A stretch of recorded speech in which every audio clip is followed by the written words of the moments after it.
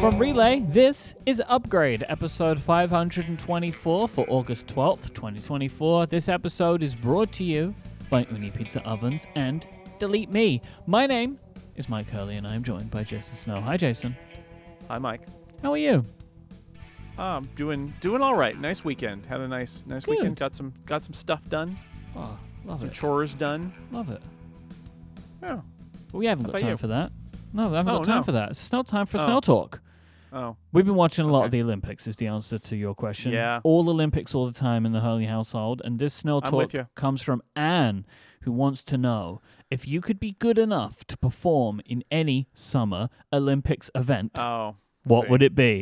See, I got you. I knew what you'd say. Yeah, because I just say curling because I do play an Olympic sport, and I'm not very good at it, so that would be it. The closing ceremonies. Now let me tell you. I'd be up there with Phoenix. I'd be up there with Phoenix. I gotta say, I might be in the minority here. I hated the opening ceremonies. I did not like it at all.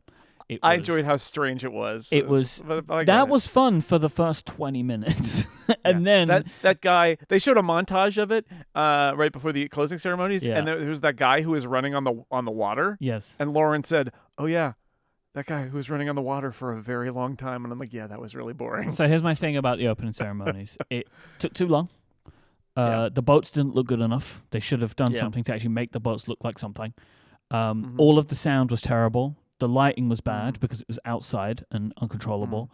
And because of their requirements to move things up and down the Seine, things that should have been impactful took too long. Like the Joan of Arc horse thing took ages. Right. And then when they took the flame from the Eiffel Tower to the Trocadero, I think it was, where everything took too long. And so I think that their decision to do everything on the Seine made everything a little bit worse, because the closing ceremonies were fantastic because it was really a performance that you could hear people, they could enjoy it, and the music was good, and I loved the closing ceremonies.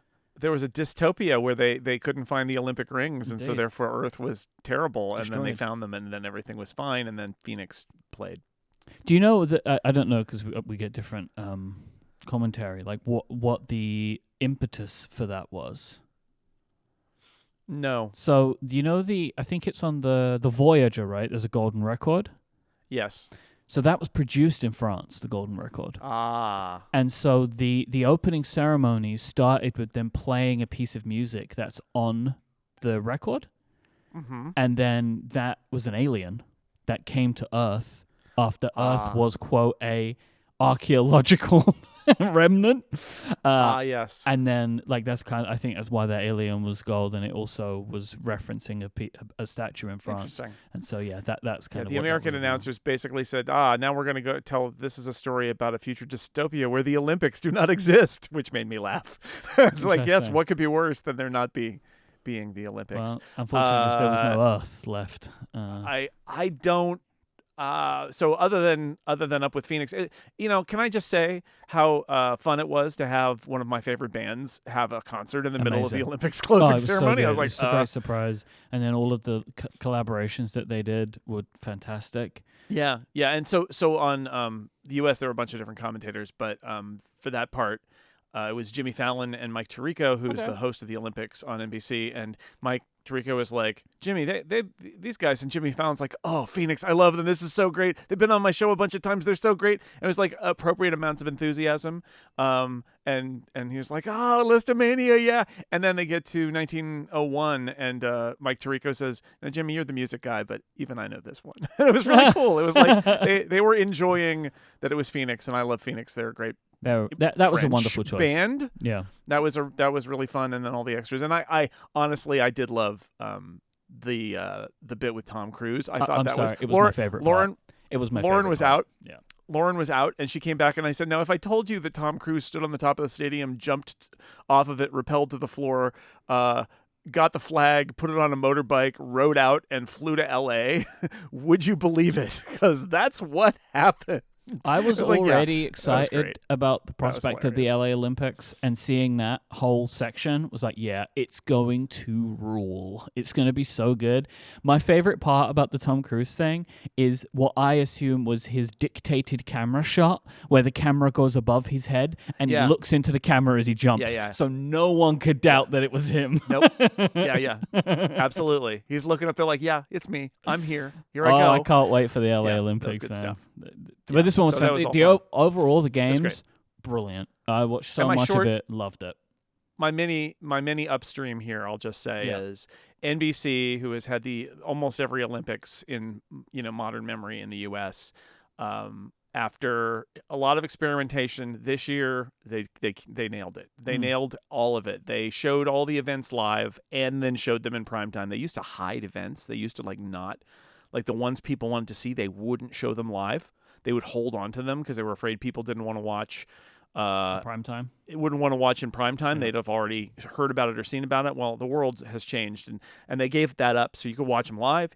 Their streaming was really great. You could watch anything you wanted live or on a replay. And they had this Gold Zone channel, which is literally the Olympic equivalent of the NFL Red Zone, where they literally had the hosts of that on it. And that was basically, you just tune to that channel and they take you around to whatever is going on that's interesting. And that was on for like 8 hours a day. Yeah, it sounded like that experience was really, really good. Ours was a great job. Okay. Like, it didn't have anything special, but it sounded like Peacock really went all out this time. Yeah, the Peacock stuff. Oh, and I should say the Kevin Hart, Kenan Thompson comedy highlights show that they did. I mean, we watched one last night. It reduced me to tears. It was so funny. Just so funny, those guys. And that was a case where it's like NBC's not so uptight that they can't. They were like, we're going to just make a comedy show. I mean, it's like a streaming comedy show. There's bad words and stuff. Like, they don't care. And it's the Olympics, and they just don't care, because that's if you want that, it's there, and it was really funny. And making Snoop Dogg I think they got it. The International Olympics ambassador, I don't know why that works so well, but it really does work very well. Yeah, like, so good. But I loved both the basketball games. Both basketball finals were just fantastic. Yeah, women's soccer final was great too. Women's soccer final was amazing. But if you could be good enough to perform in any Olympics event, what would it be? I said closing ceremonies. Other than that, I don't know.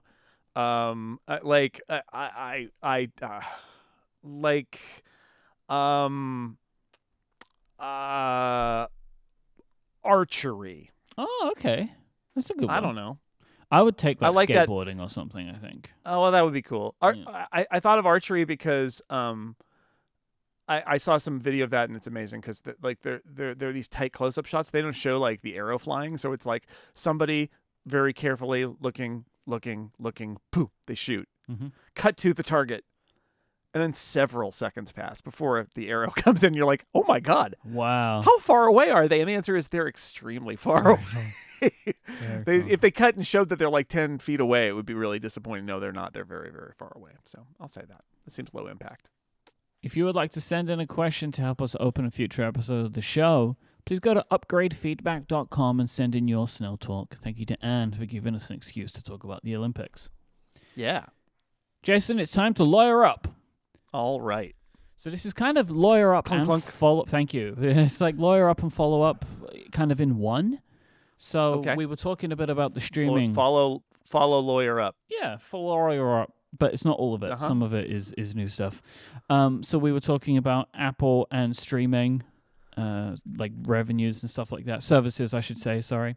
Well, a U.S. federal district court judge, Amit Mehta, has ruled that Google is a monopolist and has used its power to its gain in violation of U.S. antitrust law. And why is that relevant, you may hear me asking, for us talking about Apple here?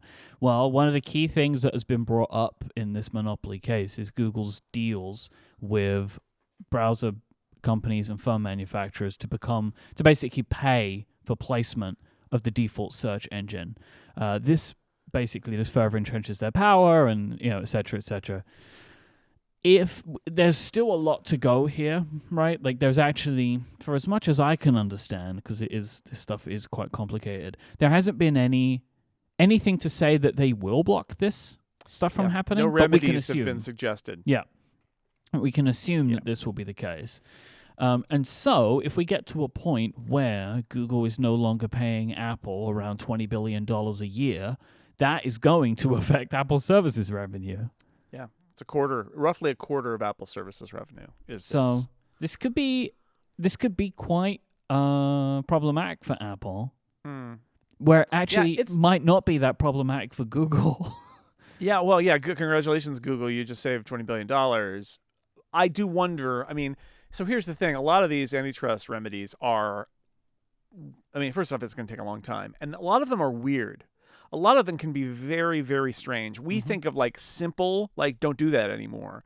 But it may be a much more complex, negotiated regime. Like, do they take Google search and force Google to spin it off or follow certain rules? And you think, well, that seems impossible. But they could do it. They could say, what if Google has to make search available to other parties so that advertising in a Google search is separated from the search business, right? Because I think one of the problems with antitrust is that monopolies aren't illegal. It's using monopoly power to exert your authority in other places or to maintain your monopoly, right? These are the parts that are illegal. So is there a solution where like different companies can put ads on Google search, including Google, but that other people can too, and then there are different versions of Google search and you can choose them or they're chosen for you or whatever. Like it could get weird. And that means it could get to the point, and what I think Apple would probably come in as a potentially harmed subject here and say, because it's Apple, of course, we think that every search from our apps should kick money back to us. And you're saying that if you materially hurt our business if you disallow this, and could money to Apple even be part of the remedy? I don't know, right? But like, it's not impossible.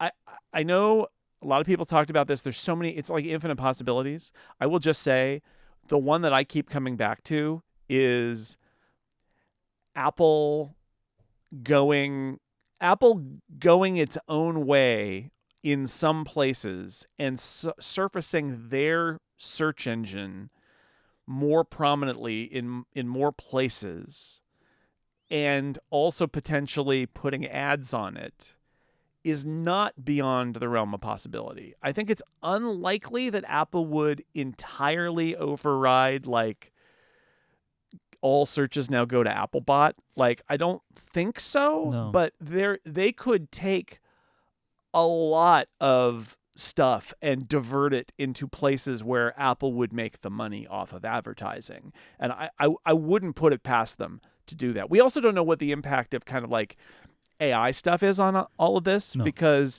could it be like with Apple Intelligence, the strong implication, and we heard this on the call, the strong implication is that if you want to search with Siri for world knowledge, you'll go to ChatGPT or another AI provider. Well, if that's the case, like, is that where search is going? And the U.S. is stopping the last thing when the new thing is already here that's going to replace the old thing. I don't know, but I think Apple's going to be okay either way, because it's not like they earned that money. They they earned it by being in existence and asking for it. But like, it's not like they invest. That's a 99%, 98% profit category, right? They may amortize. They may like say, well, Safari development is covered by this or something. But like, really, it's just free money. And it's free money to help Google prop up its monopoly. So if it goes away, it's not the end of the world. But I have a hard time imagining that the Apple we know that we cover in this segment is going to just go, oh, well, easy come, easy go, and not find another way to get money out of somebody. Because the money might not go away, just the default might go away. Right. I think there's a possibility where they just say, we have a new affiliate system. And I believe that Bing pays Apple for whatever Bing searches go. Yeah. Like if you from choose Safari, right? Bing as your default, Apple get money from Microsoft.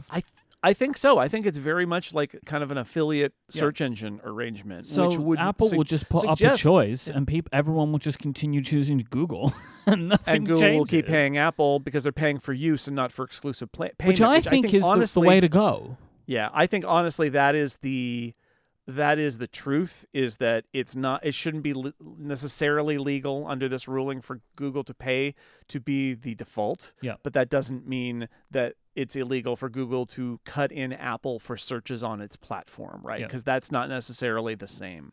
So I don't know, but like again, could Apple shrug and say like, it's fine?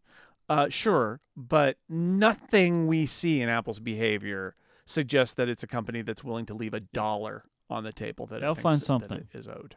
Speaking of which, yeah. Apple has found another new and exciting way to charge developers 30%. So, last week, Apple announced a new set of rules for external linking in the European Union. So this is what gives will give developers the ability to direct customers inside of their iOS apps to purchasing options on the web that don't need to go through Apple's in-app purchases, but you can have as many links as you want now. It's not just this one link. They can be as many as you want, and they can go wherever you want. And if apps that opt into this new system, they have no restrictions. They can have tracking parameters on the links, and the links can be opened in an in-app web view. So this is essentially, it's like, oh, great, this is exactly everything that you would want. It's enabled via Apple StoreKit entitlements. And this is also available to customers who have accepted the new EU business terms, and also ones who have not. So again, like all of this is like, this sounds great, but then you get to the fee structures. There are two different fee structures. I'm just going to preface this by saying this is very complicated, but we'll get through it together. There is an end point to this, which is the same either way, but just for completeness sake, if you are on the new business terms, so this is where you're paying the core technology fee and all that kind of stuff, if somebody clicks a link inside of your app and then goes and makes a purchase, you give Apple a 5% initial acquisition fee of the price of the purchase and a 5 to 10% store services fee, whether you pay 5 or 10 depends on your app size, like the size of your app, because that changes some of the fees that you pay otherwise. So you pay a 5 to 10% store services fee plus the CTF. And this store services fee is on any purchase within a 12-month period. This would result for Apple in a 10 to 15% commission plus a 3% payment fee if you use Apple's tools, because you can still use Apple's purchasing tools even with the outside linking, plus the CTF on top. If you're on the regular terms, so you have not opted into the business terms, you pay the 5% initial acquisition fee for the price of the thing, so you pay 5% of whatever that is, plus a 7 to 20% store services fee that results in a 12 to 27% commission, plus the 3% fee for payments. I'm going to now read how Apple describes these two fees. Again, for completeness sake. So this is please stand for the reading of the rules. The initial acquisition fee. This is coming from Apple's developer pages. You'll pay Apple a fee on all sales of digital goods and services the customer makes on any platform that occur within a 12-month period after initial install. This fee does not apply to transactions made by customers that had an initial install before you make your app available with the entitlement profile to link out. The fee reflects the value the App Store provides when connecting developers with customers in the EU. And then the store services fee. In addition to the initial acquisition fee, you'll pay Apple a fee on all sales of digital goods and services the customer makes on any platform that occur within a fixed 12-month period from the date of an install, including app updates and reinstalls, after you make your app available with the entitlement profile to link out.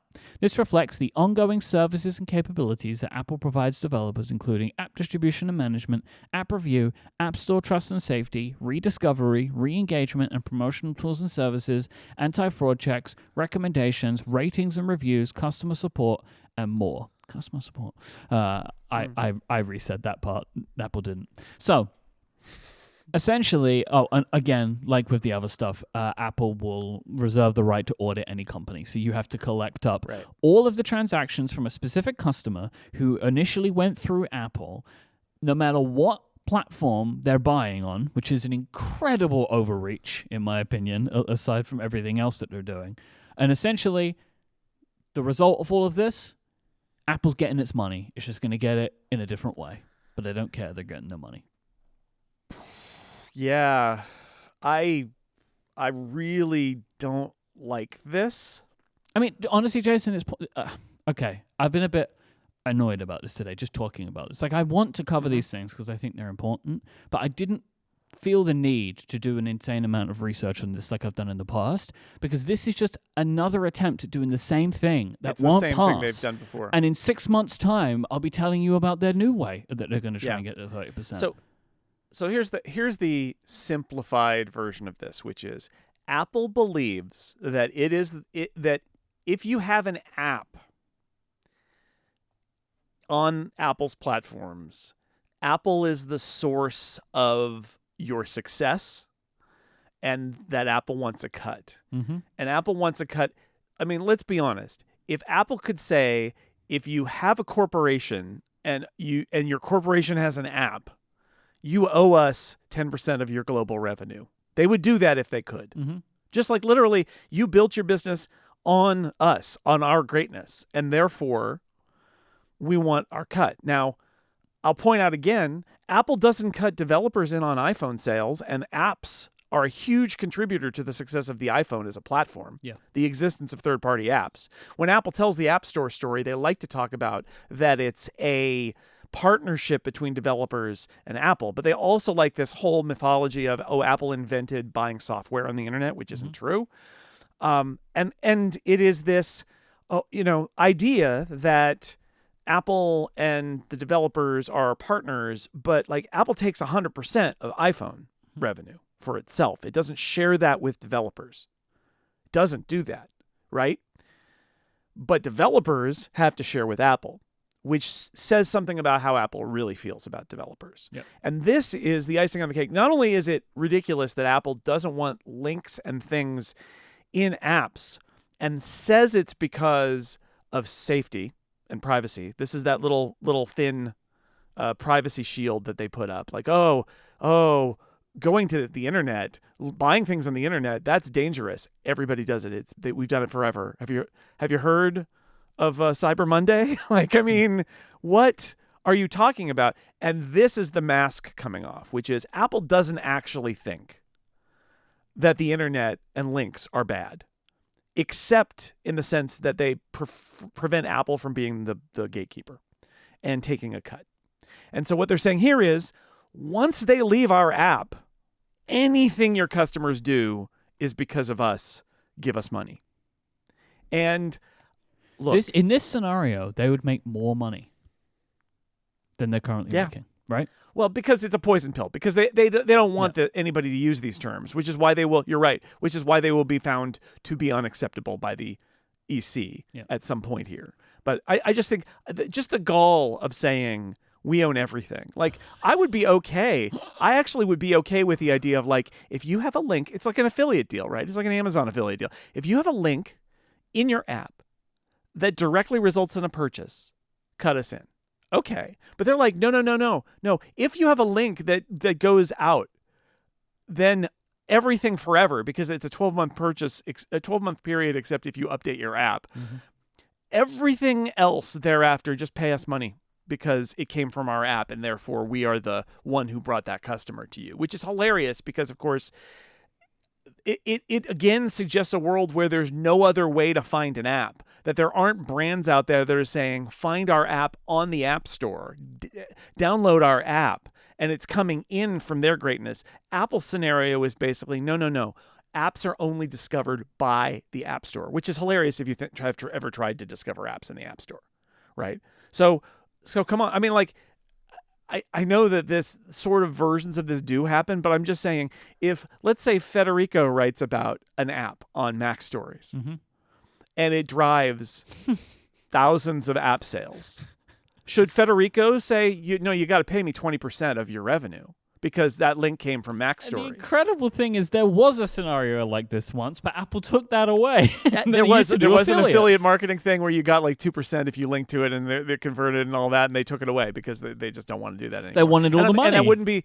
And from Federico's standpoint, there's a lot of things. It's like with Wirecutter, where if you're making your money on the referrals, you have to distance yourself and say, no, we make our selections regardless of the referral revenue, instead of targeting the referral revenue and creating a business that's basically advertising and marketing of apps. So it's complicated. But what I'm saying is Apple really thinks that it's a partnership that they should be a participant in when it benefits them, but in no other case. In no other case. And I'll just come back to, again, if this was a partnership, why doesn't Apple share 30% of iPhone revenues with developers? Well, we know why.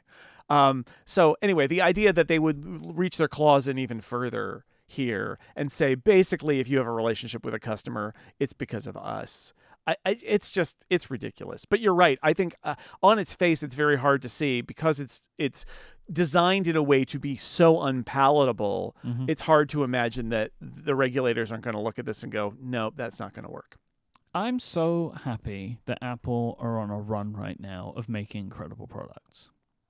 I feel like the last 2 years, they've been making some really, really good stuff. Because if we were in a period right now where the products were bad and this was happening, I would be struggling. Like, because this stuff just puts such a bad taste in my mouth that if I was also, like, let's imagine we were in the real bad Mac time. Yeah. That was many years ago.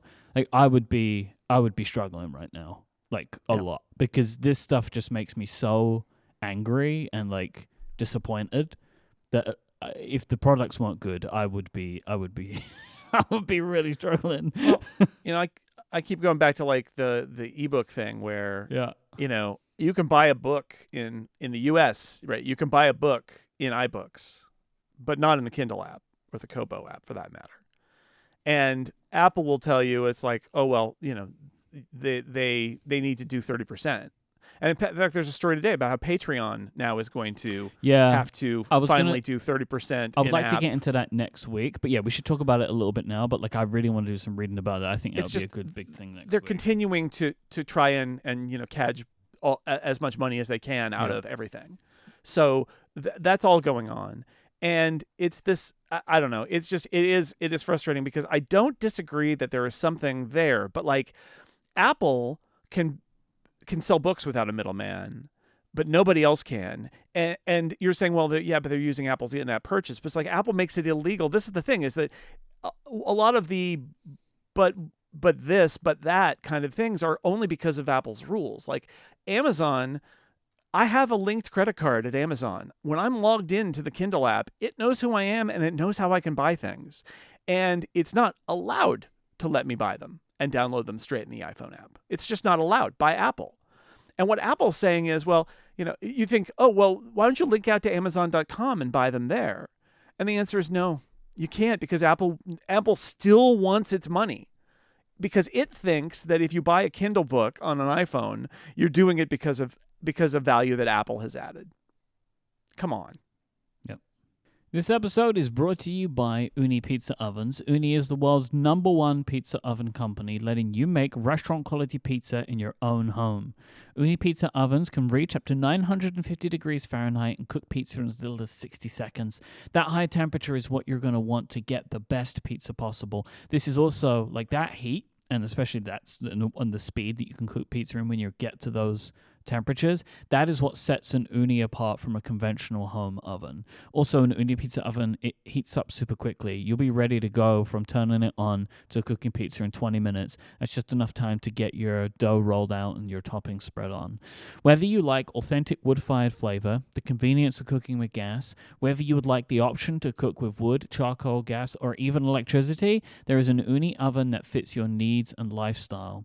If you're looking for maximum portability, they have the wood wood pellet fueled Fire 12 and the multi-fuel Karu 12G. This is made for people who like cooking on the go. Maybe you want to get out into the wilderness, do some camping, and also be able to cook some great food. Uni has the stuff for you. Whether you want to make pizzas indoors or outdoors, they have Uni's electric Volt 12 pizza oven, which is the one that I own and love. But if you want both the convenience of gas but love the flavor of wood-fired cooking, then you want to check out Uni's Karu line, because you can use wood or charcoal right out of the box, or you can get an optional gas burner for cooking flexibility. Uni have all of the accessories you're going to want to take your pizza cooking to the next level. They also have cast iron cookware if you want to make more than just pizzas, but they have pizza peels, thermometers, loads of other accessories to help you level up your cooking. You can buy your groceries from them too. You can buy your dough and some toppings, and you can rest assured that they've done the work so you don't have to. I also will make a recommendation here for two things. One, Uni's app. They have a great app that has loads of great tips in it, and also their YouTube channel. So when we got our Uni Vault, we watched a few of the videos that they have on their YouTube channel, and it really just gave us the confidence of like, oh, how do you stretch the dough? And like, what's the best way to clean it? They've done a really great job of making lots of instructional videos for all of their products. Uni's ovens are for more than just pizza. You can also cook juicy burgers, sizzling fajitas, buffalo wings. If you can cook it in an oven, you can cook it in an Uni, and your results are going to be fantastic. They start at just $299. They have free shipping to the US, UK, and the EU. Listeners of this show can get 10% off their purchase of an Uni pizza oven. Just go to uni.com, that's OONI.com, and use the code UPGRADE2024 at checkout, and you will get 10% off your purchase of an Uni pizza oven. Uni pizza ovens are the best way to bring restaurant quality pizza to your home. So that's OONI.com, and use the code UPGRADE2024 for 10% off. Our thanks to Uni pizza ovens for their support of this show. Jason, I've been thinking today's episode, when I was planning out the subjects, is kind of like a trifle. Trifle is a dessert that comes in layers, and in a trifle... This isn't that... I was flashing to that Romanian Christmas thing, but that's a different thing. You don't want that. I don't want that. Trifle is a dessert, right? Okay, it's layers. There's layers in a trifle, and maybe some things in the trifle you don't like, but some you do, but you eat them all together, and you're like, oh, that was a good trifle. So that's how today's episode is, where there's some good stuff, and there's some bad stuff, and some good stuff and bad stuff. We're making a trifle. Next up in today's trifle is Rumor Roundup. Oh, yeehaw! Mark Gurman is reporting that the first Macs with M4 chips are on track to launch this year. The iMac, the MacBook Pro, and the Mac Mini in 2024, followed up by a refresh to the MacBook Air, the Mac Pro, and the Mac Studio by mid-2025. A little bit sad that the Mac Studio is being pushed out so long. I don't like that. Yeah, but more importantly is just some more information about that M4 Mac Mini. It's going to see a new design, making it, quote, the smallest Mac ever. It would be likely close to the size of an Apple TV, but a little bit taller, so kind of the dimensions-ish, like the area of the old Apple TV. Yes, actually. Well, the old Apple TV was bigger, right, than the one we have now. This would be like small but tall. Yeah, I guess. I mean, there was that the first of the black Apple TVs were taller, right? And then they got a little shorter. So like that one. I was thinking of the big silver one, the one that's like the iTV, as it was initially called. No. Yeah, the tall block one. Yeah. Apparently, Apple have been testing a version of this product with 3 USB-C ports and HDMI. And a quote from Mark Gurman: "People involved in the development of the new Mac Mini say it's essentially an iPad Pro in a small box." Yeah. It's like, yes, that makes sense. I love it. What do you think of this tiny Mac Mini rumor? I love it. Well, I looked. I wrote about wanting this 7 years ago. Okay. Yeah, because this Mac Mini design's been around about 15 years. I checked in with Stephen Hackett about this because we were on the Six Colors podcast. I was kind of like trying to remember the various. I opened that original Mac Mini so many times, and we talked about the optical drive. The truth is that they went to this design. Look, there should have been a Mac Mini redesign 7 years ago, clearly, because this design is actually from an era where they still had an optical drive and spinning hard drive. And then they dropped the optical drive, and then they got rid of the spinning hard drive. But it's still in this big, wide pancake thing. Mm-hmm. And like it doesn't need to be, right? It's essentially a MacBook Air, or maybe a MacBook Pro if you put the Pro chip in it. It's very, very small, or an iPad Pro, right? Apple has reduced energy consumption, and the chips don't run as hot, and like there are all these reasons for them to do a new enclosure. And I think it just says how Apple feels about the Mac Mini, which is that it's not a high priority, that they haven't done it up to now. I'm kind of amazed they're doing it at all. I kind of gave up. But yeah, I looked it up. I wrote columns about it 7 years ago saying, wouldn't it be nice if we had an Apple TV-ish sized Mac Mini instead? And people always are like, oh, does it matter the size of a desktop computer? Does it really matter? And the answer is, look, the Mac Mini is a multi-purpose tool. It fits in a lot of workflows. Having it be smaller so it can get stuck in another little place somewhere is better. And it's also not necessary for it to be as big as it is now, because there's very little inside. There's very little in there. You could just throw this computer in your backpack. Like, you could just throw it in there, you know?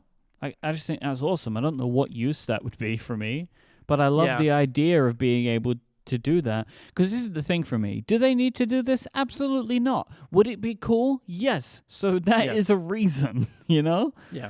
Because cool computers sell. Like I feel like we've seen that, like with the Apple Silicon, right?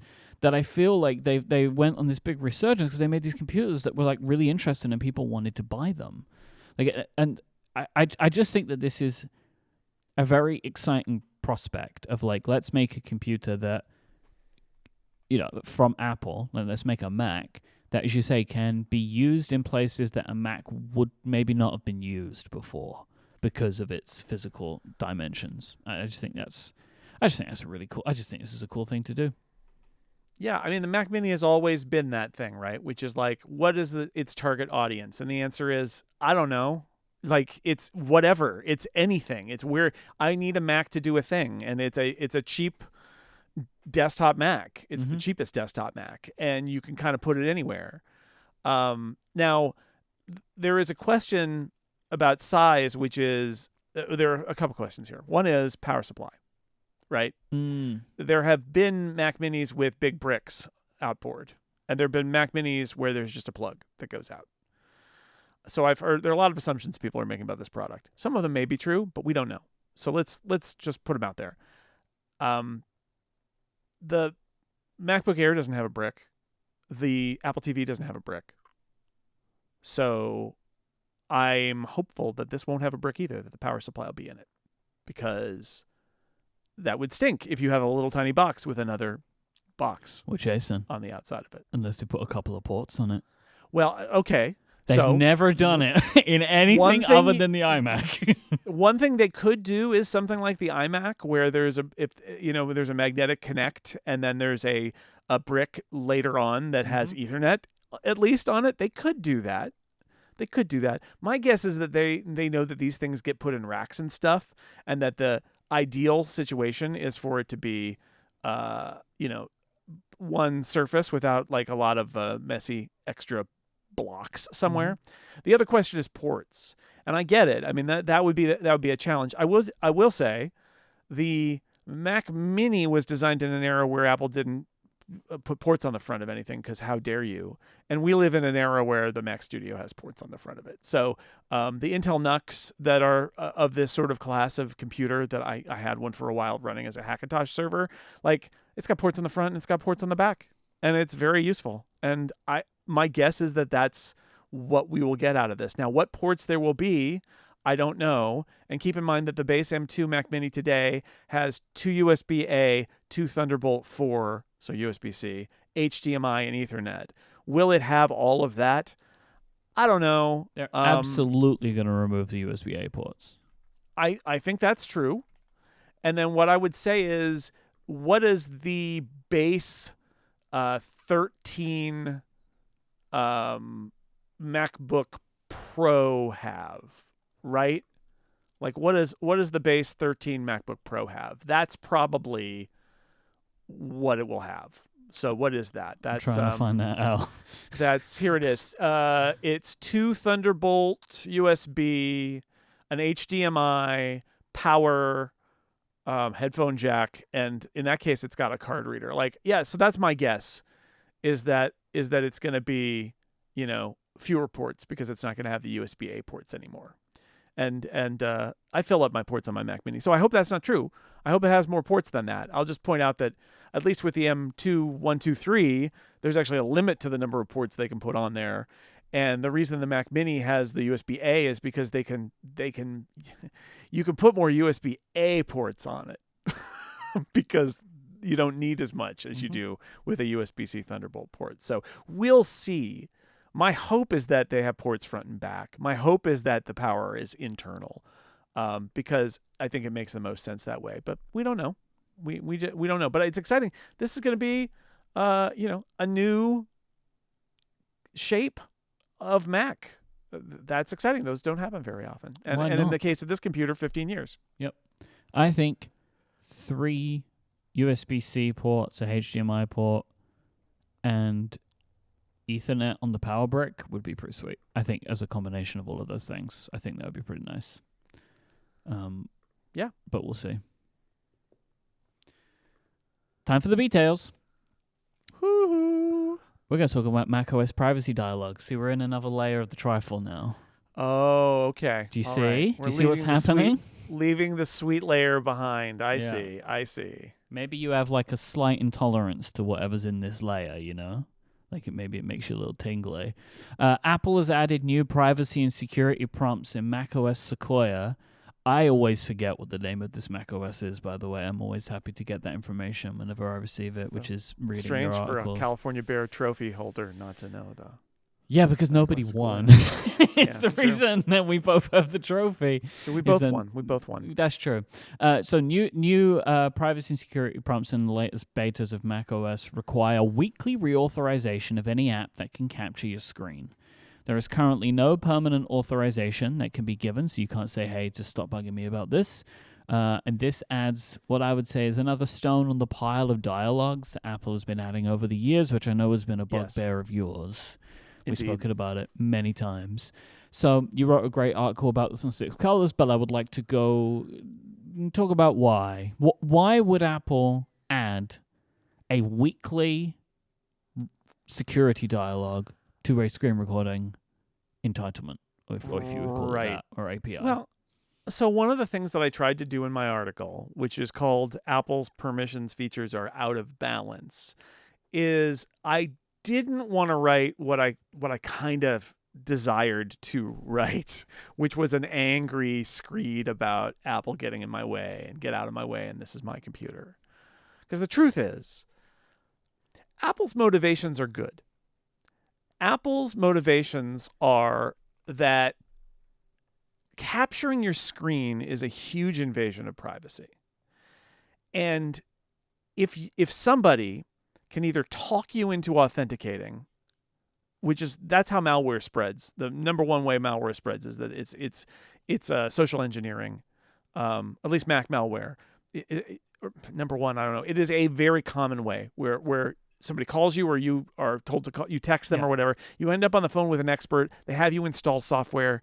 They have you put in your password and stuff like that. And now they're in your computer, right? Like that's super dangerous. Also, abusive relationships. People who have access to one another's devices. A person who is an abuser in a relationship might choose to, or for whatever reason in a relationship, but like I think a common case is abusive relationships, to have surreptitiously installed software, monitoring software on a computer. So the problem is, if it happens once and then it's there forever, that's really dangerous. So I'm sure the motivation here is you got to ask them again later, because outside of being talked to by a social engineer or outside of the surreptitious installation of this software on your device, if you get a prompt that says, did you know that this thing can see everything you do? Are you sure that this is a good idea?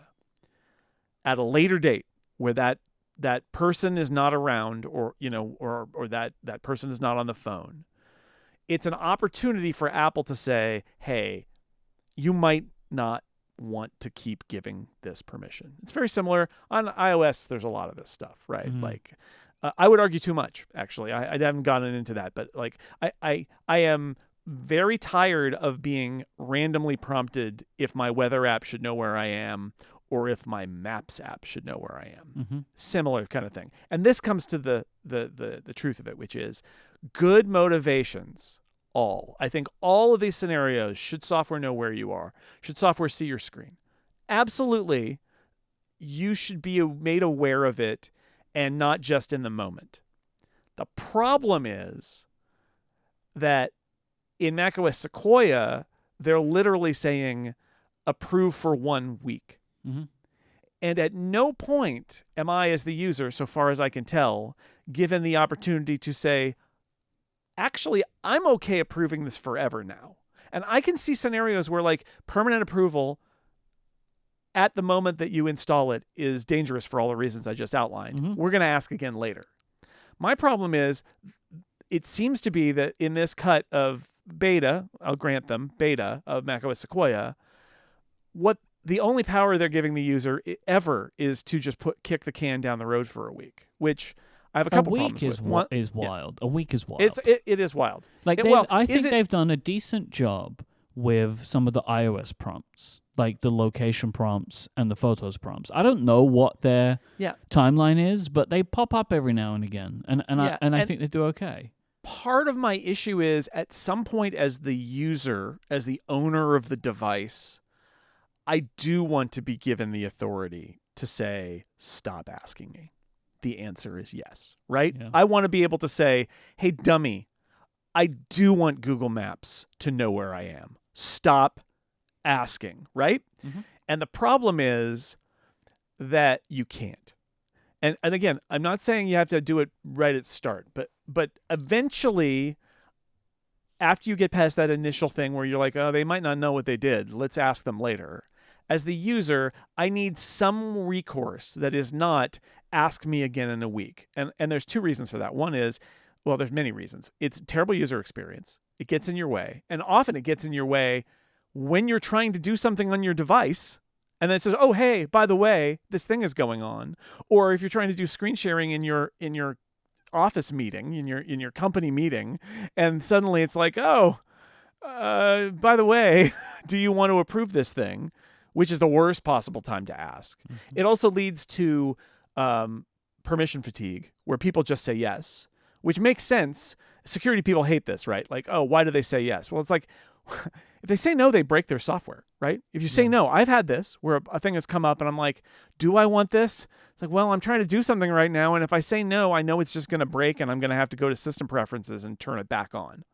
So I guess I'll just say yes. So you just overwhelm people and they don't want to break their stride for what they're doing.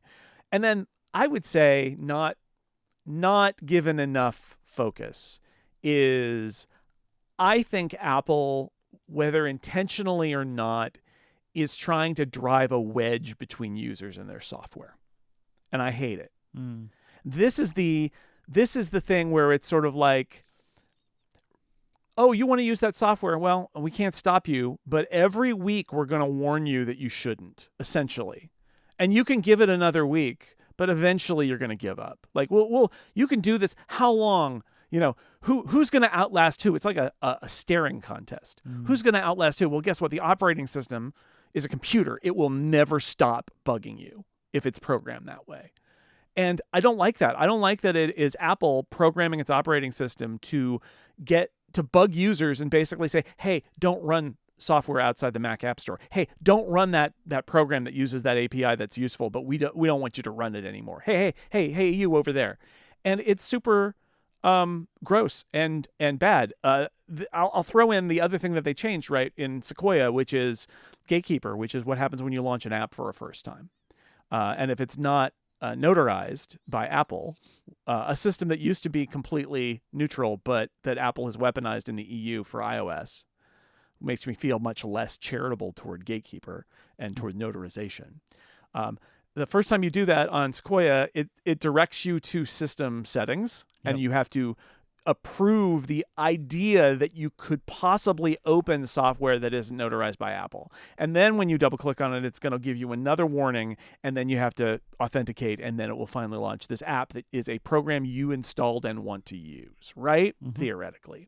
But worse than that is the language they use, because the language they use is scary language. It's Apple can't vouch for this thing because we couldn't scan it for malware, and we can't say whether it's safe or not. And again, I think the attitude that Apple has with this is attempting, intentionally or not, to drive a wedge between users and the software that they use. And with the ultimate goal of saying, if it isn't in the Mac App Store, don't trust it. Why can't they do the scanning on the device? Like, the scanning that they do for notarization that confirms there's no malware, why can't Apple just do that to any software I download? What they're doing is the notarization includes a signature. So they scan it for malware on the server, but it's also got a cryptographic signature on it, which means that the app that you're using, they can verify is the app that they saw. Right, but like, it hasn't been modified. So they have to see it for that. You're right. They could potentially do some of the scans that they're doing. It's an automated process, right? Mac notarization. Right. So like, why can't whatever they need to do to sign it? Why can't my device do that? Now they can't sign it, and they shouldn't sign it. But in theory, they could verify it for malware if they wanted to. They could, but they can't sign it. They have to have the one that's on the server so they can verify. And I think what they want to do is they want to verify that the one that's on the server that they're signing is not full of malware. Yeah, and anyway, I do support Mac notarization. Like I do think that if you make a piece of Mac software, you should get it notarized, like, because it seems like it doesn't harm you in any way, and like actually is better for even your customer support, right? Like if you offer a piece of software, people are going to be emailing you, be like, I can't launch it, you know? Yeah. Like it is. Yeah, but that's because but that's because of a barrier erected by Apple. I know. In order to get people to notarize their software. I know. I agree. Notarization on the Mac is harmless, at least so far. And the apps that aren't notarized, I don't know why they're not notarized. I don't think that the ones that I've tried are for malware. I think it's for reasons of either not wanting to play with Apple, play Apple's game, or feeling like Apple might reject them for content, which I don't think they would actually do. I don't think Make MKV, which is a basically DVD ripping software, I don't think it actually would get not notarized. I think it would be notarized, but the guy doesn't want to do that, and it's like, okay, fine. But anyway, so this is my issue here is. It's the same thing we've talked about, over the last few years, which is people who say at Apple oh God, we got to add this privacy thing, this security thing, because what if get their way? And there seems to be nobody who is empowered to push back and say this degrades the user experience. And that's the out of balance part, which is, I went into this when I was talking about migrations, which seemed that they may have been fixed now, but you migrate to a new computer and then you have to reapprove every single app on your system. And I had people say to me, well, what do you expect? I expect a better interface for that. So I don't have 50 dialog boxes that I have to click through one at a time. I expect Apple to build something better that says, oh, you just migrated, here are your apps. Or perhaps in the system settings, there should be a better UI for this. I saw some people on Mastodon this week talking about the idea that you should be able to look both by permission and see apps, and by app and see permissions, so that you can have like a good interface to this stuff. But authorize for 1 week is the laziest, most user disrespectful thing you can do. Yep. I'll grant you it's a beta, but that should never have been put in an operating system. This isn't a bug. Stinks. This is a decision. It stinks. Right? Yeah. It says, again, I'm not inside Apple, so I can't say. All I can say is from the outside, Apple seems to be behaving like a company where the privacy and security people can get anything they want, and anybody who speaks up and says this is bad for the user, and ultimately probably bad for security, those people are not empowered to be heard. And so everything gets approved, that's this draconian security stuff, and there's nobody there to fight for the user and say, this is the wrong way to do it. And I blame Apple's managers, right? I blame Apple's software managers. And ultimately, I guess I blame Craig Federighi for this, because I'm not saying you shouldn't care about security and privacy, but if you're going to play that game, you also have to spend the money and the time on the user experience. They go together. You have to do both. And Apple, it seems to me, is much more concerned about the one than the other. And that leads to authorize for 1 week. So the issue that I see here, it reminds me of something that I experienced quite a lot when I worked at the bank that I used to work at. So people that don't know, I worked at a bank for like 10 years. I left school, and I ended up in the marketing department. I was responsible for, sending out email campaigns and mailing campaigns and stuff like that. And during that time, I kind of coined a phrase in my head, which is institutional one-personism. Now, I'm not saying this is bad or good, but it is a thing that happens where every decision is met by, well, what about the one person who might get this who X, right? Right. So, like, for example, you're sending out a mailing campaign to, let's imagine people who are getting married, right? That they've applied for a loan, and the reason is that they're getting married. And you want to send them out a mailing campaign about congratulating them. And then someone says, well, what about the person who got left at the altar? And then the entire campaign ends because of that one person. Now, I'm not saying that this is good or bad, but it is a thing that happens. And the reason I bring that up is, like, one of the things that you mentioned as like a reason to do this is because of potential abuse that people might receive, right? That you may be in a harmful relationship. Because of if that is considered to be important enough, and I'm not saying it is or isn't, I'm just saying if that is considered to be an important enough reason, there is no scenario in which a global approval could ever exist.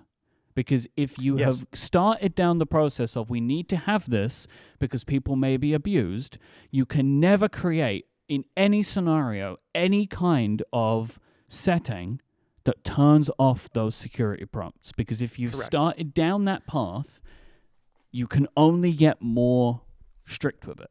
Right. And this goes to the core of what a Mac is. And again, you could argue that it's different from the iPad and the iPhone. I would argue that Apple's made some decisions on the iPad and the iPhone that are also questionable, but what is a Mac? And I've heard people argue over the last few days who've said to me, you can't let users make bad decisions. You can't do it. And that's wrong. And so you keep saying, I'm not going to say it's right or it's wrong, but like, I'm going to say it's wrong. Fundamentally, it's wrong. Saying we're not going to put up a sign that says Happy Mother's Day because what if they don't have a mother? Come on. Like, there is a limit. I'm sorry, people. There is a limit Jason, to this. It is the what if one person. I agree with you. Like, what if one person, exactly what you're saying. So this is the thing. The Mac needs to let me do what I want at some point. Am I willing to have the Mac be a little more complicated so that gullible people and vulnerable people are a little bit better protected? Yes. Am I willing to give up the ability on my Mac to do what I want, which means install software Apple hasn't seen? It means give permission for utilities to monitor my screen, even though Apple thinks that's not smart. Apple thinks I shouldn't do those things. And this is the bottom line here, which is I'm willing to be inconvenienced a little bit for the general safety of the platform. I am not willing for Apple to take my agency away and say, this isn't your Mac anymore. There are things on your Mac that you've always been able to do. We don't think you should do them. And there's no way for you to tell us otherwise. That's my problem with it. And it is, I'm just going to say it, Apple has spent so much time on iOS and iPadOS now where they have a top-down paternalistic attitude toward all of its users.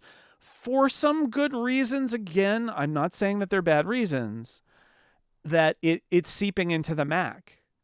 And I've had people say to me, why are you guys making such a big deal about this? It's just a beta. And the answer is, because if we don't scream bloody murder about it right now, they'll just do it. Yeah. No. The reason this will change if it changes this summer, the reason it will change is because a whole bunch of us complained, filed feedbacks, got John Gruber to write a post about it, all of these things, for somebody inside Apple to say, I told you this was a mistake, and have some manager who didn't care and didn't think it was a big deal because users are stupid and we should just not let them do things, say, okay, you're right, I guess that was too far, and fix it. I should also mention, as a footnote here, I've also heard from people who, including some people inside Apple, who say, I think there's actually a new API that does this stuff that doesn't trigger this thing. The problem is, one, I've heard other developers say it actually does trigger this thing. Maybe it's a bug. I don't know. Two, why is there a approve for 1 week in any scenario, even for an old API? And three, I talk to developers who don't know what's going on.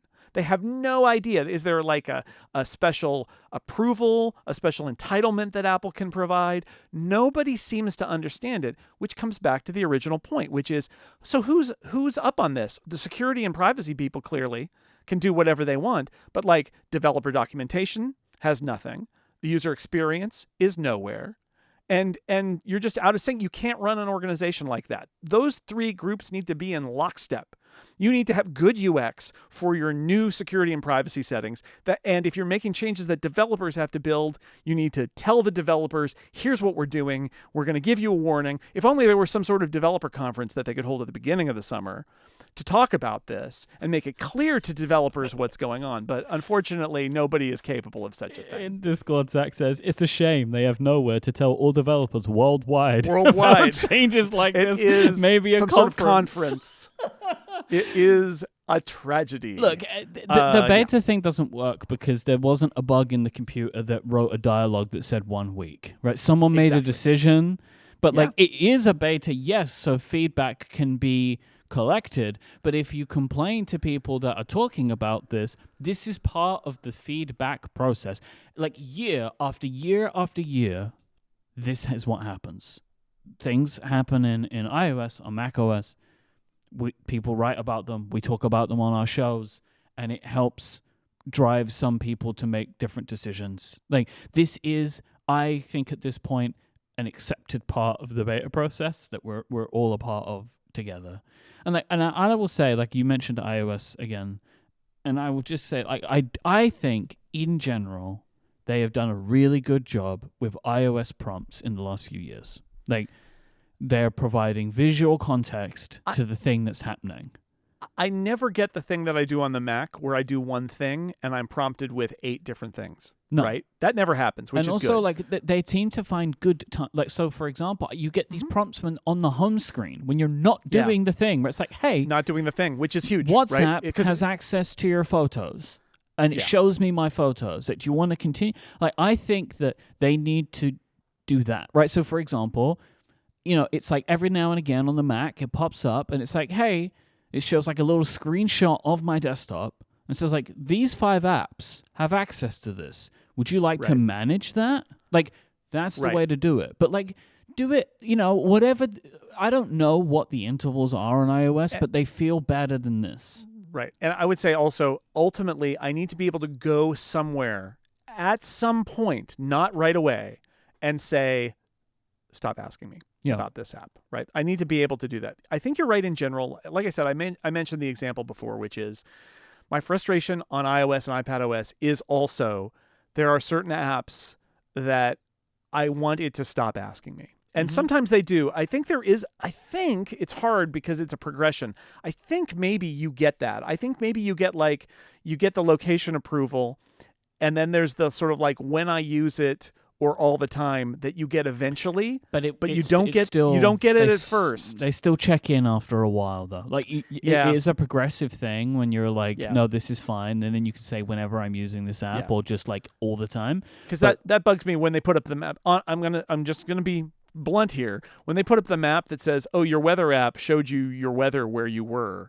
And look at this map, your weather app. This is the driving a wedge thing. I know they think of it as disclosure, but this is them saying, Carrot Weather is spying on you. And like, okay, if I'm unaware, that's great. But as a user of that app, at some point I need to be able to say, never tell me this again. Yep. My weather app knows where I am. Yes, thank you. Stop asking me. They have to. That's just good user experience. This episode is brought to you by Delete Me. Have you ever wondered how much of your data is out there on the internet? It is uncomfortable to think about your private information being out there, especially since there are data brokers who can make their business selling your information. But the good thing is, we actually have the right to stay private and protect our privacy, and there is a way that you can say to these data brokers, hey, get rid of it. But it's really hard. Do you even know who all these data brokers are? How would you even find them? This is where Delete Me comes in. Delete Me is a subscription service that removes your personal information from the largest people search databases on the web, and in the process helps prevent potential ID theft, doxing, and phishing scams. You sign up and provide Delete Me with exactly the information you want to be deleted, and their experts take it from there. You don't need to give them everything. You just say, this is the information I do not want to be out there. Delete Me will then send you regular personalized privacy reports showing what information they found, where they found it, and what they removed. And this isn't just a one-time service. Delete Me is always working for you, constantly monitoring and removing the personal information you don't want on the internet. A couple of weeks ago, was it maybe last week? I got my most recent Delete Me report, and I love it. I love that I could see all of the services and all the brokers that they've removed me from in the past. I really like that. They're like, hey, look, we've done this before, and they're still gone. And then they're like, these ones are in progress of being removed, and these ones. And my favorite thing about it though is it's just the information that I don't want to be out there. Because I'm a person on the internet. I don't want everything about me completely removed from all of the internet, but there are things that I want to be gone. What I also like is there's a customization to it too. You can contact their team and say like, hey, you don't need to delete me from this one, or and they'll take care of that for you. It's really fantastic. Take control of your data and keep your private life private by signing up for Delete Me with a special offer for listeners of this show. You can get 20% of your Delete Me plan when you go to joindeleteme.com/upgrade20 and use the promo code upgrade20 at checkout. That is the way to get 20% off. Just go to joindeleteme.com/upgrade20 and the promo code upgrade20 at checkout. That is joindeleteme.com/upgrade20 and the promo code upgrade20. Our thanks to Delete Me for their support of this show and Relay. The next layer of the trifle. Okay. So this upcoming Sunday, the 18th of August, is Relay's 10th birthday. So we turn 10. Which is an incredible thing. Hooray. Me and Stephen were talking with you last night, and we both ended up posting this to social media. But we found we did like a announcement post. Yes, an announcement post, kind of saying like, "Hey, we're coming in a week, and these are the shows." And Stephen, we thought we'd lost this multiple years ago, and we ended up finding it again. And Stephen posted it on 512, so it will remain online forever, which is good because we had this like it was like a static page that was living on the domain. Our launch was tenuous. We barely got this thing together, and so I'm happy we found that. So that was interesting, to think about, and obviously reflecting a lot this week. So I thought, what was going on with Apple News in 2014? So I have a list of things here that occurred in the year of 2014 that we could maybe reflect on a little bit. This covers Upgrade episodes -30 to 10. The majority of the stuff that I'm talking about, we would have actually covered on the show. Upgrade, yeah. Just because of the way in which Apple works, right, as a company, where the majority of things that are happen from fall. June to December. That's true. So the biggest news of the year was the 6 and 6 Plus were introduced. Yes. So this is the first time that we got a big iPhone. They were both big phone. but we got a bigger one. Yeah, big and bigger. Mm-hmm. Yeah, this is the origin of Plus Club. I guess that was the early days of Connected was Plus Club. I remember this. So this is at the same event that they introduced the Apple Watch. And I guess I should just get it out here. That was September 9th, 2014. Mm-hmm. Literally, the executives at IDG came to me and said, we would like to lay everybody off on September 9th. And I said, well, many of those people will be large numbers of the editorial staff will be at or covering remotely the Apple event. Maybe you should come the next day. And of course, famously, this turned out it was because one senior executive had a kid's soccer game that they didn't want to miss. And I'm all for work-life balance. That might be a swing. But hey, suit who's here to lay off dozens of people. You got to wait a day. Sorry, I have no sympathy for you. So anyway, the announcements at the Apple Watch event and the iPhone 6 and 6 Plus. And I got review units of the iPhone 6 and 6 Plus. And I had that moment where I'm like, I need to tell you, I'm not going to be. And the PR person was like, no. It was very nice. I was like, yeah, I'm not going to be there.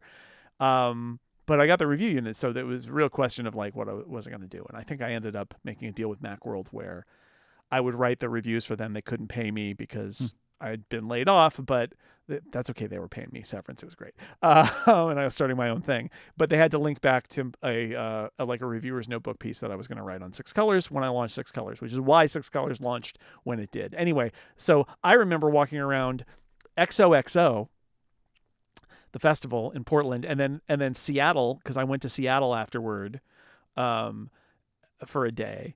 With these and walking through parks with these 2 phones taking pictures because like the cameras were upgraded and all of that, and then writing my review and all of that stuff going on here. That was my little teeny tiny interregnum between my 2 jobs, was literally that weekend and the iPhone 6 and 6 Plus review. So it is burned in my brain.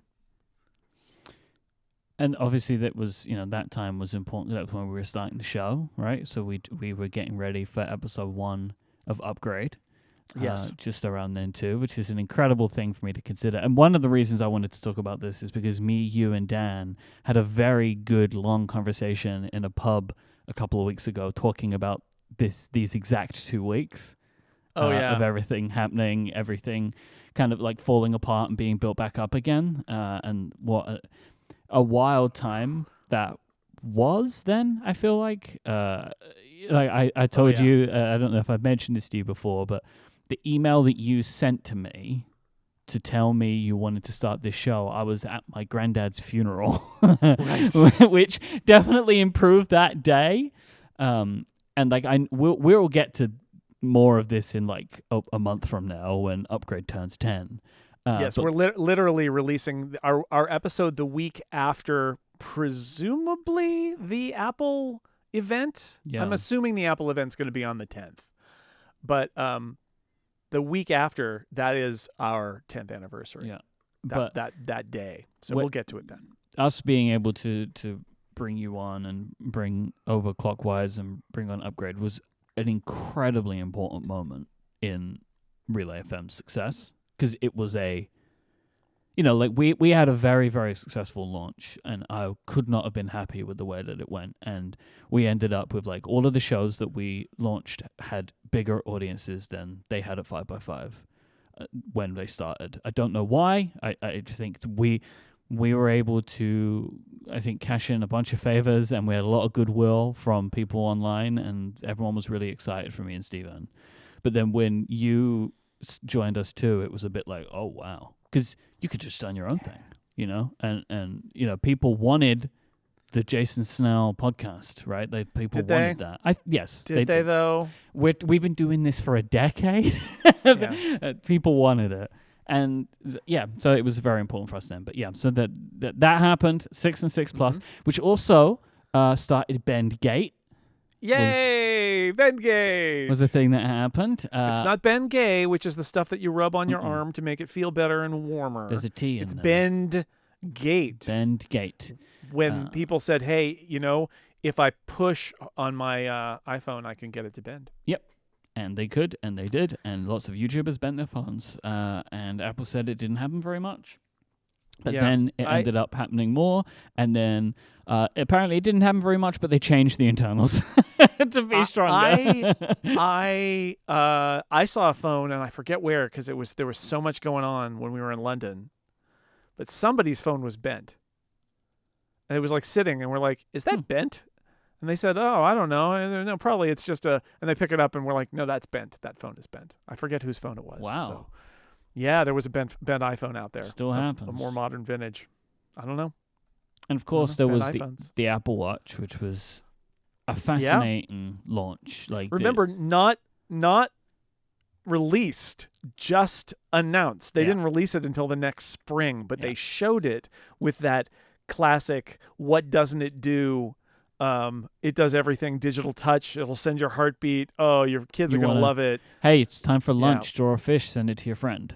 And was it this event or the next event where they had like marathon runners and people coming onto stage? I don't think it was this event. I think it was the next one. But of course, we got the gold watch, right? And that's this one. Yep, that's what IDG. In hindsight, that's what IDG should have gotten me. They should. For all my years of service, they said we'll get you a gold watch, Series 1. They had to lay you off a little bit sooner if they were going to give you that gift. Your severance is being paid in gold watch. Instead. But of course, the most infamous thing, which I cannot believe this happened at this iPhone event, but it did, when Apple created their own malware in the form of a U2 album. Yeah. That they infected every Apple device with Songs of Innocence. Technically, U2 created the malware, and Apple just distributed it. That's true. That's true. They didn't check that one. Yeah, this is the little the finger touch between Tim and Bono. Yep. The cringiest that was thing. At this event. I mean, lots of Apple events are cringy. That was the cringiest thing that's ever happened at an Apple event because it genuinely felt like nobody knew what was going to happen at that moment. They just did that. Like, and I'm not really sure how that came about, right? Like, we're going to touch our fingers together. It really felt like it was just a thing that started happening, and they did it, so they committed to it. And it just truly, it felt like nobody had a plan for that, where, like, also just the whole idea of it was just, in hindsight, very poorly thought out. Right? So, I'll just say, they did this at the Flint Center in Cupertino, incredibly crowded and cramped. The seating was awful. We were in the back. I'm like, it was so, my knees are hitting the seat in front of me, and I'm not like tall. I'm just average height. I'm trying to type, and my elbows are like in at my side, and like it was super uncomfortable. I'm also going through my head all the stress of knowing that this is the end for my job, and the job of more than half of the people next to me. And I got to be honest, I missed this moment. I was typing something. I was doing work on and typing something in, and I never saw the finger touch until after. So I missed a memeable moment, alas. Maybe you would have like turned to dust if you would have seen it. Maybe, dodged a bullet there. So, because I'm sure there are people that maybe aren't completely familiar with what happened here. U2 had a new album called Songs of Innocence, and they did a deal with Apple where for some reason they would distribute this album to everybody that owned an iPhone. It was like went to every iPhone. Everybody that had an iTunes account. iTunes account got it. It was this thing where they got paid a blanket fee or a very low fee, but it was to everybody. So they got a big check, probably more than they would have made otherwise. Yep. And this album, and then they would have gone to number one on the charts probably because of it for this album. And that was the deal that Apple made. And Apple had previous, obviously, relationships with U2, and they had done the U2 iPod, and they had performed at the California Theater for Steve Jobs at that event, and they came out and they did this. I think, ironically, or maybe not, as a longtime U2 fan, it's not a very good album. It's not very good. It's like one of my least favorite U2 album. So that's sad. It's just sad. So it was, malware in all senses of the word. I believe, because there was somebody wrote about this a while ago, I think, that there is a tool to remove it. To remove it from your library, yeah. There's a tool to remove it. You can go, there was, I don't know if it still works, but there was a URL they would send people to, and it would remove Songs of Innocence from your iTunes library. For those people who didn't want to see that. I ran into people who are like, oh, that U2 album's still there, or people who like, I never bought anything on Apple, but I have this U2 album. I'm like, well, like if you just had streaming, right? You were just like streaming. But it's now you still have this like purchased item in your library. Apple Pay launched in October of 2014. Hey, which, I think it's one of these things that was exciting when it started and now is just like could not be more ubiquitous. Mike, do you remember? This was a moment in Upgrade history because I got to report firsthand using Apple Pay to buy peanut butter and manchego cheese. Yes, at my local Whole Foods. Of course. Using Apple Pay. It's true. From the grinder, peanut butter from that grinder and the manchego cheese. I ought to do that again. To celebrate the 10th, I ought to go get some ground up peanut butter and some manchego cheese. You should do that. I should, yeah. Obviously, I love it and still do because of the tube. And it also, like, Apple Pay just rolled out significantly easier here, I think, than it did in the US. We'll do a little preview of stories. I feel like we need to do some 10th anniversary things on Upgrade. Mm-hmm. Once we reach our 10th anniversary, and one of them is we should cover this Apple Pay launch in a little more detail because I'll just say now, Apple Pay, like everybody else had tried this, Samsung and Google had tried this, didn't work. Apple did it, and it really set off a huge change in U.S. transactions because the U.S. was so far behind. And this was a major driver in getting uptake of contactless payments in general in the U.S. You just didn't have we them. were so far behind. Where here, everybody was using contactless cards. Like your debit card had a chip in it, and you just used them. Right. And that had failed in the U.S. basically to roll it out. I know I've said it before, but like I got a card with a chip in it, and then like 8 months later, my bank said, hey, "We sent you a new card without a chip in it." I'm like, "What just happened?" And I was like, "Well, we gave up on that." So now when I travel internationally, like I just did. Used to be as an American, when you travel overseas, you'd be like, whoa, they really got it together. We're so behind. And now, not so much. A little bit, but not so much. And I really firmly believe that Apple Pay was the impetus for finally changing that. In May of 2014, Apple acquired Beats for $3 billion. Hey, speaking of Dr. Dre, who appeared in the Olympics closing ceremonies. So this was the combination of Beats Music, which had launched a few months earlier, which was an app, right? Beats Music, a music streaming service that me and Federico loved, and also the electronics company too. And that started, I think, Apple's dominance in headphones. I think probably came from this. I'm sure they got some really good talent for helping them build things like AirPods and stuff like that. But also they continue to have the Beats brand. But then it also gave them the underpinnings to create a music streaming service in Apple Music. So another huge moment. I will say, looking at, there's a few more things on this list, but I am very struck in going through this how important 2014 was for Apple. Yeah. Like bigger phones, the first Apple Watch, Apple Pay, Beats, Swift was announced at WWDC, which I remember that WWDC, for me, was a very boring one. Oh, yeah. It was a very boring WWDC, but for developers was a big deal. And like Swift was the thing for that WWDC, and so it took up a lot of time in the keynote, rightly so. But as somebody who is not a developer, this is one of the times where the WWDC keynote kind of went over my head, which is, I can't think of another one that was like this. But they obviously spent a lot of time really focusing on Swift, and 10 years later, Swift it seems to be going great. Also in 2014, the European Union launches a formal investigation into Apple's tax arrangements with Ireland, which ended up going to the point of Apple paying a lot of money. So I guess it's our second Apple Pay story from this year. Oh, hey. There we go.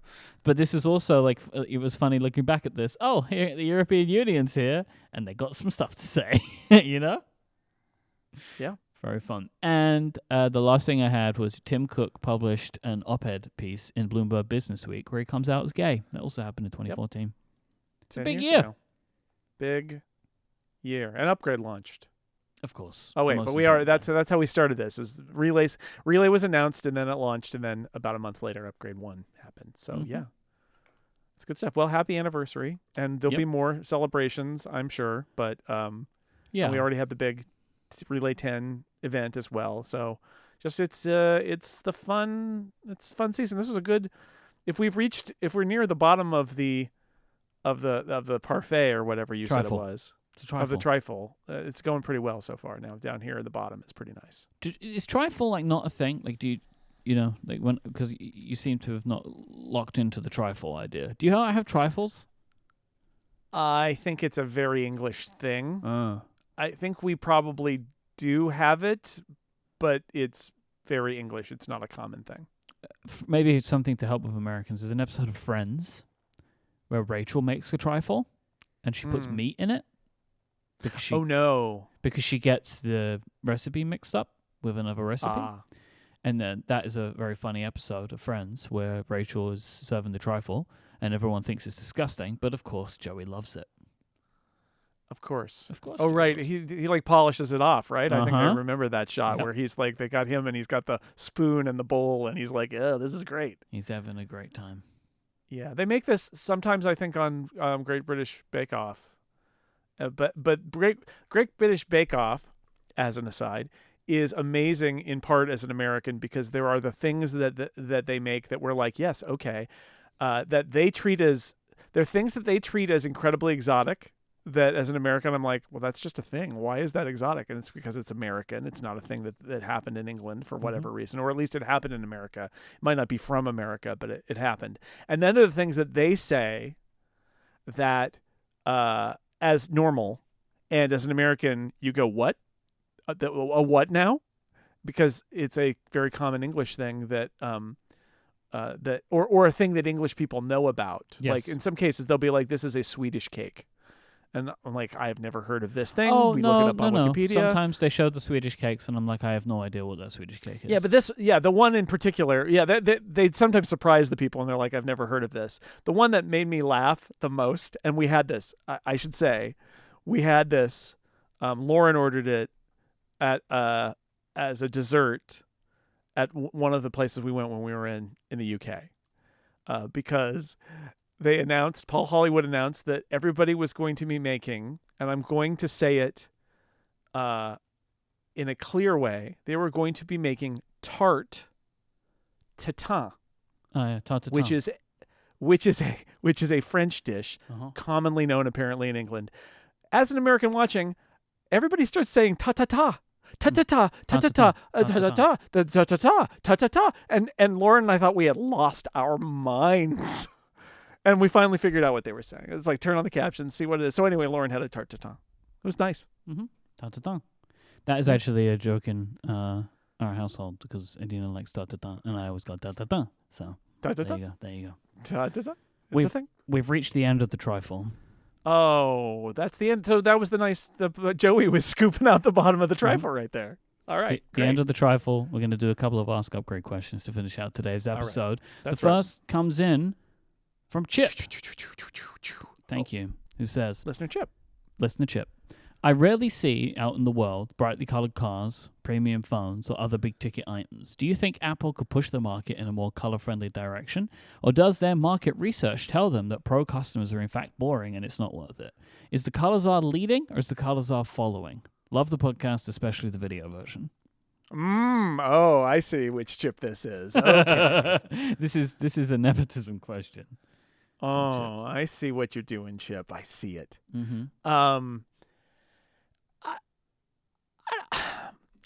Look, we don't know. Apple knows exactly how many of each color of phone they sell and in what markets. I don't know, though. Has the iPhone Pro really ever been made in a bright color? And maybe it's just because the materials they use are not conducive. The premium materials they use are not conducive to bright colors. They really, with the anodization and the coatings they use and all that, they can't make it be bright. And maybe there's a very technical reason why. I'm not sure that they even have the data to say, oh, we definitely can't make one option that's fun because nobody will want that. That's probably, maybe so. I feel like I think Apple has enough sway. I mean, we've seen it with, even back in the iMac days, Apple can make something that people really like, and I think they could affect fashion. So I think the ColorZar could push things in that direction if they wanted to. But again, I do think it's, in the end, if they're going to choose a great premium material or they're going to choose something that's a bright color, they're going to choose the premium material every time. And so maybe that's the reason. What do you think, Mike? I would put Apple in the category of kind of like fashion. And in fashion, there's lots of color options. And I think that the thing that I keep coming back to, and we come back to a bunch of times, is that people put their phones into a variety of high color cases. The phones can also be fun colors too, right? I don't think that just because it's Pro, it should mean that it is bland in color. I don't think that's the case. Yeah, I think choice is good, and that if they have the ability to offer a choice that's fun, even if it's just one, I wish they would do it, because I would probably choose it. Mm-hmm. And these rumored new base iPhones look fun. And again, I always hear from people who are like, oh, I don't want to do color phones. Like they're never gonna, like, there's always a black phone and a white phone and a gray phone. Like that, my argument is just some more choice would be nice. But yes, I think to Chip's point, there are a lot of gray cars out there. We do live in that era, and maybe Apple is following. I do think that Apple could be influential here if it tried to push things a little bit. Mm-hmm. But, Apple knows. Like, if Apple puts out 5 iPhone 16s and the boring ones are the ones that sell best, then, I understand it, right? They've got their sales data. So maybe. But I don't know. Or maybe they know that some people like pastels and some people like bright colors, and so they alternate years, and that's how they do it. And it's like, okay. I wish the Pro stuff was more fun. I wish I had had the ability to get a more brightly colored phone or laptop, for that matter, right? We have another question here. It comes in from Brad, who says, my wife and I live in a busy house with our 3 young children. We have a shared Google Calendar for all of our family events. We currently transcribe this calendar onto a pair of whiteboards this week and next week that we stick onto our fridge. I would love to replace these with something digital, and I'm thinking an e-ink display would be good, given there is no power on the front of the fridge. Do you have any suggestions about how I might go about this project? Do I ever? Yes. Yeah. So I've got a post that we'll put in the show notes about my e-ink calendar that I built. I used a bunch of Python scripts from a German guy, and his 3D model. I got a 3D printed model.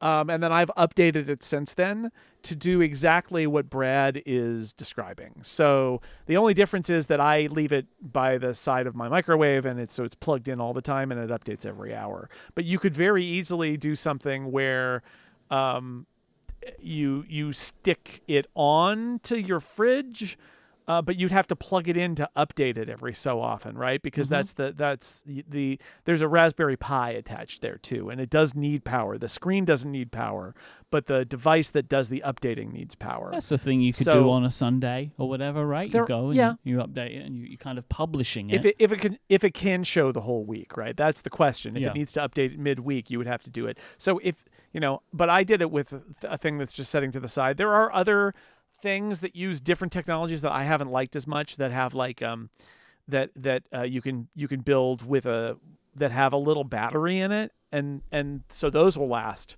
for a while. Dan Morin's using one of those in one of his he made an on-air display using a battery operated e-ink device, which is kind of cool. And so it's checking every 10 minutes. It wakes up and checks to see if Dan is recording a podcast and all of that. And so that's the Inkplate 6 color. But for what Brad's doing, I would say, e-ink is great. And at some point, I should probably put a version of my modified version of the German guy's. His is like a portal themed calendar. And I've stripped all of that stuff out, but I've added a bunch of other stuff in. It shows my calendar and our family calendar and Lauren's calendar, and they're in different formats like color or italics. It's got a little symbol on the night for the trash to go out about whether we're taking out our paper or our glass and plastic. That is great. It's got a little Apple weather widget in it. It's got a bunch of stuff in it. So, and if you know Python especially, you can play around with it and make it do anything you want, really. So I think e-ink is fun, and it's a great way to do it. But you do need power, at least to update the display. So if you've got a way to if you can get something that just displays your calendar, for a week or whatever, you can plug it in on Sunday, have it reload, and then stick it on the fridge. That would work too. If you would like to send us in your questions for Ask Upgrade or your feedback or follow-up, you can always go to upgradefeedback.com. You can check out Jason's work over at sixcolors.com, and you can hear him over at theincomparable.com and here on Relay, where you can hear me too. You can also check out my work at cortexbrand.com. You can find us online. Jason is at jsnell, JSNELL. I am at iMyke, IMYKE. You can watch video clips of this show on TikTok, Instagram, and YouTube. We're at Upgrade Relay. Thank you to our members who support us with Upgrade Plus. If you would like longer ad-free versions of the show each and every week, please go to getupgradeplus.com, find out more, and sign up. And most of all, as always, thank you for listening. Oh, and thank you to our sponsors this week, Delete Me and Uni. We'll be back next time. Until then, say goodbye, Jason Snell. Goodbye, everybody.